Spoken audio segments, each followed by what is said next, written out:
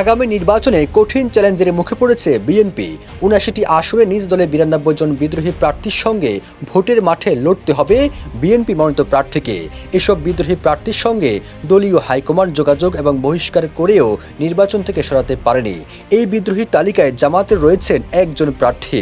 এমন প্রেক্ষাপটে বিভিন্ন মহলে প্রশ্ন উঠেছে, বিদ্রোহী প্রার্থীর সাথে লড়াই করে কি ধানের শীষের প্রার্থীরা জয়ী হতে পারবে? দল থেকে বহিষ্কারের পরেও যুগপৎ আন্দোলনের শরিকদের ছেড়ে দেওয়া আসনগুলো থেকে মনোনয়নপত্র প্রত্যাহার করেনি বিএনপির বহিষ্কৃত নেতারা। এর মধ্যে কেউ কেউ শেষ পর্যন্ত ভোটের মাঠে থাকার ঘোষণা দিয়েছেন। শুরুতে ১১৭ আসনে বিএনপির ১৯০ জনের মতো দলীয় সিদ্ধান্তের বাহিরে প্রার্থী হয়েছিলেন। তাদের কারো কারো মনোনয়নপত্র বাছাই পর্বে বাতিল হয়ে যায়।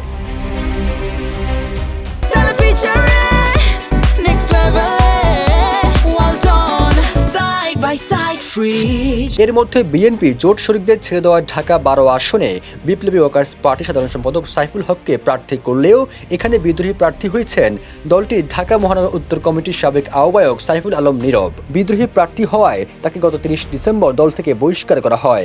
ব্রাহ্মণবাড়িয়া ২ আসনে জোট থেকে জমিয়ত উলামা ইসলামের কেন্দ্রীয় যুগ্ম মহাসচিব জুনাইদ আল হাবিবকে বিএনপি সমর্থন দিলেও এখানে দলটির আরেক নেত্রী রুমিন ফারহানা বিদ্রোহী প্রার্থী হন, ফলে তাকেও দল থেকে বহিষ্কার করা হয়।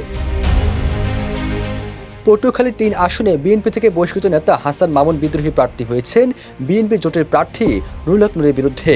একই চিত্র ঝিনাইদহ ৪ আসনে। এভাবে ৭৯টি আসনে বিএনপি প্রার্থীর বিরুদ্ধে গিয়ে বিদ্রোহী প্রার্থী হয়েছেন ৯২ জন। তবে এই তালিকায় জামাতে রয়েছেন মাত্র একজন।